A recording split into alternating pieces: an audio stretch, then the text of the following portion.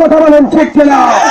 নাস্তিক বেঈমান যারা আছে প্রকাশ্যে তাদেরকে হত্যা করতে হবে, কোন আইনি পরোয়া করতে হবে না। বাংলার আইন মানি না, মানব না। রাসূলকে যারা গালি দিবে তাদেরকে হত্যা করতে হবে, কথা বলেন ঠিক কিনা?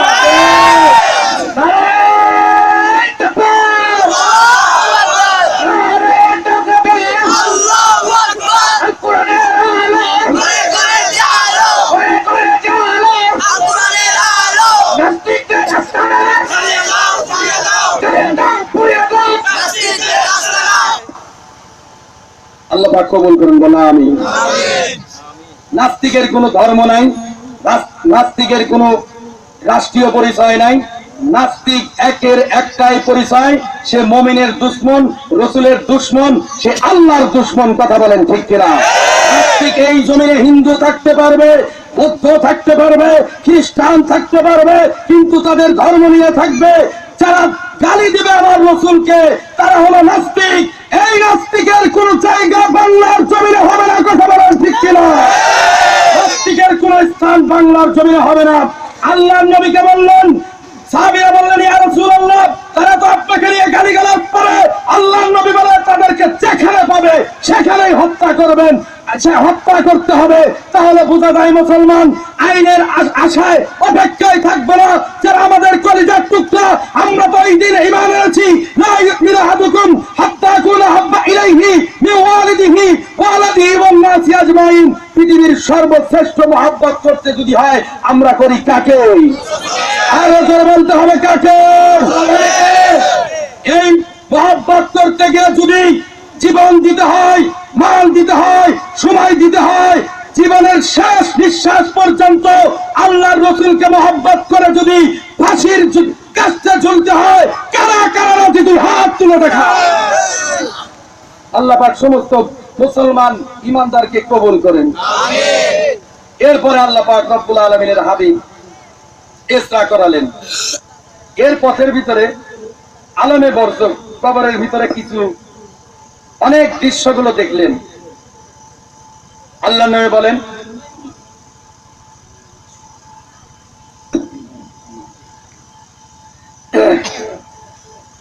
আল্লাহ নবী বলেন, আমাকে লক্ষ্য বিতরণ করার পরে আল্লাহ পাকের হাবিবকে জিবরাইল আলাইহিস সালাতু ওয়াস সালাম একটি বুরাক আনা হলো। হাদিসের ভিতরে বলতেছেন, একটি বুরাক আনা হলো। বুরাকটা খচ্চর এবং গাদার চেয়ে একটু বড়, সাদা রঙের। সেই বুরাকটা আমার সামনে এসে হাজির করা হলো। হাজির করার পরে আল্লাহ নবী কে বললেন, জিবরাইল, ইয়া রাসূলুল্লাহ, ইয়া হাবিবাল্লাহ, আপনি এই বুরাকের উপরে ওঠেন।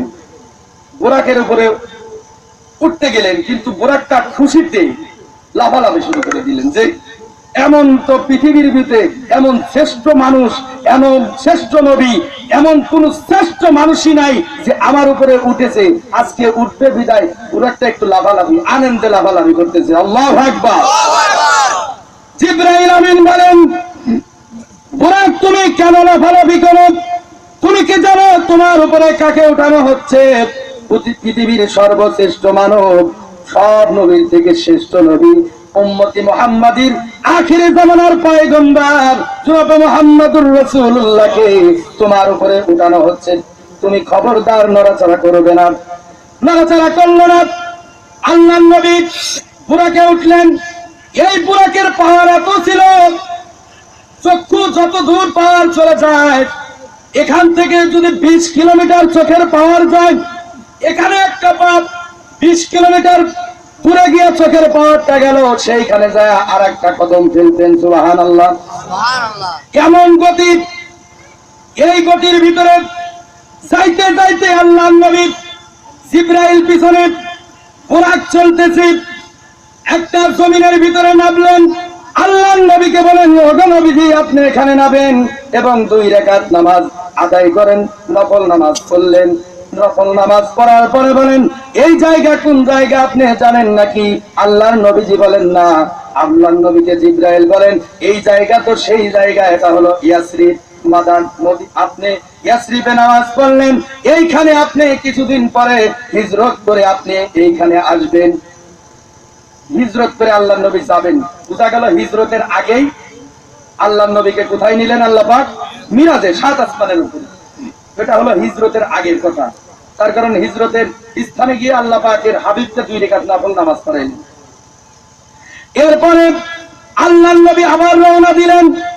রওনা দেওয়ার পরে কিছুদিন যাওয়ার পরে আল্লাহর নবীকে বলেন, ওগো নবীজি আপনি এখানে নামেন।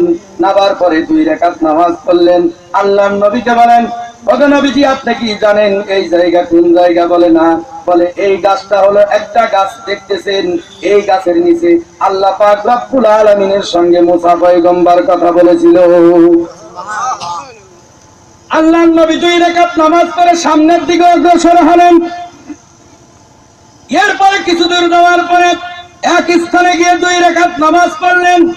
এই স্থান হলো হযরত শুআয়ব আলাইহিস সালাতু ওয়াস সালামের বাসস্থান ছিলেন। এরপরে আবার উঠলেন। কিছু দূর যাওয়ার পরে 2 রাকাত নামাজ পড়লেন। এক রাকাত নামাজ পড়লেন, 2 রাকাত নামাজ হয়ে গেল। 2 রাকাত নামাজের পরে আল্লাহর নবীকে বলেন, ওগো নবীজি আপনি কি জানেন নাকি এই জায়গা কোন জায়গা? বলে না। এটা হলো বাইতুল লাহাম, এখানে হযরত ঈসা আলাইহিস সালাতু ওয়াস সালাম জন্মগ্রহণ করেছিলেন। এরপরে আল্লাহর নবী সামনের দিকে অগ্রসর হলেন। এখন হলো ভয়ঙ্কর কিছু দৃশ্য দেখা যাবে। আল্লাহর নবীজি সামনের দিকে যখন অগ্রসর হলেন, পথের ভিতরে দেখতে পেলেন যে তাদের তামার তৈরি নখগুলো, এই যে নখ আছে না, এই নখগুলো হলো তামার মতো। কিসের মতো? তামার মতো নখগুলো দেখা যায়। এই তামার মতো নখ, এই নখ দিয়ে ওই ব্যক্তিদের চেহারাগুলো খামচে কাটতেছে, এমন ভাবে খামচি কাটে রক্ত ঝরে পড়তেছে, তাদের চামড়াগুলো হাতের সঙ্গে উঠে যাচ্ছে। আল্লাহর নবী বলেন, জিবরাইল এই ব্যক্তি কারা?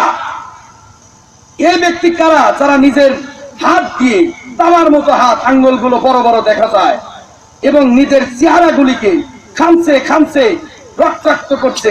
এরা কারা? আল্লাহর নবী বলছেন, জিবরাইল বলো এরা কারা? জিবরাইল বলছেন, ইয়া রাসূলুল্লাহ, ইয়া হাবিবাল্লাহ, এরা হলো তাদের আপন মরা ভাইয়ের গোশত খায়। তারা আবার কারা? এরা পরনিন্দার পরচর্চা, গীবত আর শিকায়েত নিয়ে ব্যস্ত থাকতো, মানুষের পরনিন্দা পরচর্চা করতো। এই জন্য আল্লাহ পাক তাদেরকে এই শাস্তি দিচ্ছে। কথা কোন ঠিক কিনা? গীবত কাকে বলে? যে সমস্ত মানুষ 50 বছর 60 বছর কোরআনের কথা বলে তাকে বলা হয় যুদ্ধ অপরাধী। যারা 50 বছর কোরআনের কথা বলে মানুষদেরকে মুসলমান বানিয়েছে, হিন্দু থেকে মুসলিম বানিয়েছে, তাদেরকে বলে ধর্ষক, তখন তার গীবত হয় না। এই সমস্ত মানুষ তারা কিয়ামতের ময়দানের আগেই রাসূল দেখলো তারা খামসায়া খামসায়া তাদের চেহারাগুলো একদম রক্তাক্ত করতেছে। কথা কোন ঠিক কিনা? গীবত শিকায়ত কাকে বলে? পরনিন্দা পরচর্চা। অমুক বাড়ি কি হয়েছে, একটা বিয়ে বাড়ি আসছে মেয়ে দেখার জন্য, মেয়ে দেখানোর মেয়ের তো সমস্যা আছে। কি আছে? সমস্যা আছে। ছেলে দেখতে আসছে, বিয়েটা ভেঙে দিল। আছে না এমন সুন্দর মানুষ? ভালো মনের মানুষেরা কি মনের মানুষ? সুন্দর মনের মানুষ। খায়ের খা, কত মহব্বত করে। জমক বাড়ি একটা মেয়েকে দেখতে আসলো, বিবাহ ভেঙে দিল। যারা এই সমস্ত কাজ করে তাদের জন্য জান্নাত হারাম, জান্নাত হারাম, জাহান্নাম ওয়াজিব হয়ে যায়। এই সমস্ত খারাপ কাজ থেকে আল্লাহ পাক আমাদের সবাইকে বিরত রাখুন। এই কাজ গীবত শিকায়ত করা যাবে?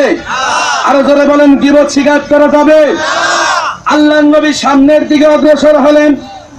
সামনে অগ্রসর হওয়ার পরে কিছু দূর যাওয়ার পরে পথের মধ্যে একজন বৃদ্ধা মহিলা আল্লাহর নবীকে হাত তুলে তুলে ডাক মারছেন, এই দিকে আসেন, এই দিকে আসেন, একটু কথা শোনেন। জিবরাইল বলেন, খবরদার তার দিকে তাকানো যাবে না, আপনি সামনের দিকে তাকান। সামনের দিকে তাকানোর পরে কিছু দূর যাওয়ার পরে একজন বুড়া লোক, বৃদ্ধ মানুষ আল্লাহর নবীকে বলে, এই দিকে আসেন মুহাম্মদ, আপনি একটু দাঁড়ান, আপনার সঙ্গে কথা বলি। আল্লাহর নবীকে জিবরাইল বলেন, এর সঙ্গেও কথা বলা যাবে না। কারণ কি জানতে চাইলেন? জিবরাইলকে বলেন, একটু আমাকে খুলে বলেন। ওই বৃদ্ধা মহিলাকে, বৃদ্ধ পুরুষকে আল্লাহর নবীকে বলেন, যে প্রথমে আপনাকে ডাক দিল বৃদ্ধা মহিলা, সে তো আর কেউ নাই, এই বৃদ্ধা মহিলা হলো দুনিয়া।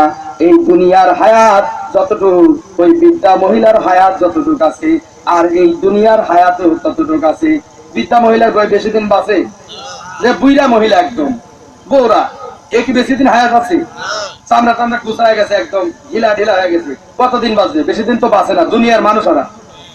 তো ওই রসুল দেখলেন যে একটা মহিলা পিত্ত অবস্থা, হাতের চামড়া টামড়া কুকরানো একদম গুছায় গেছে। রসুলকে ডাকলেন, সেই ডাকে সাড়া দিলেন না। আল্লাহ নবীকে বলছেন, এই মহিলা হলো দুনিয়া, দুনিয়া আপনাকে ডাকতেছে। আর যে বুইরা একদম একদম চামড়া ঢিলা হয়ে ঝুলছে পড়েছে, সেই বৃদ্ধটা হলো শয়তান। সেই বৃদ্ধ কি? শয়তান। এ বুড়া হয়ে গেছে, শয়তান বুড়া হয়ে গেছে জন্য এখন যুবকেরা শয়তানের কাজগুলো করতেছে। অনেক মানুষ আছে যারা এখন শয়তানের ডিউটি আমরা নিয়ে ফেলছি, কথা ঠিক না? শয়তান এখন আসে না তো, শয়তান আগে তো দেখা যায়, এখন দেখা যায় না কেন?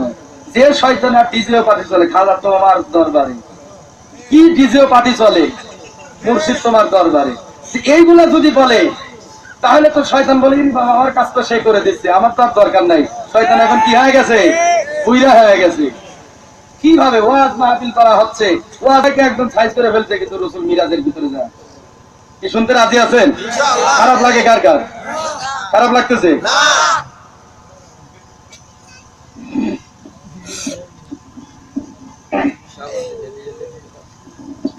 এরপরে আল্লাহর নবী সামনের দিকে অগ্রসর হল। সামনে যাইতে যাইতে দেখেন কিছু দূর যাওয়ার পরে এক শ্রেণীর মানুষ আছে, তাদেরকে কাশি আছে, ঘাস কাটে। কাশি চিনেন?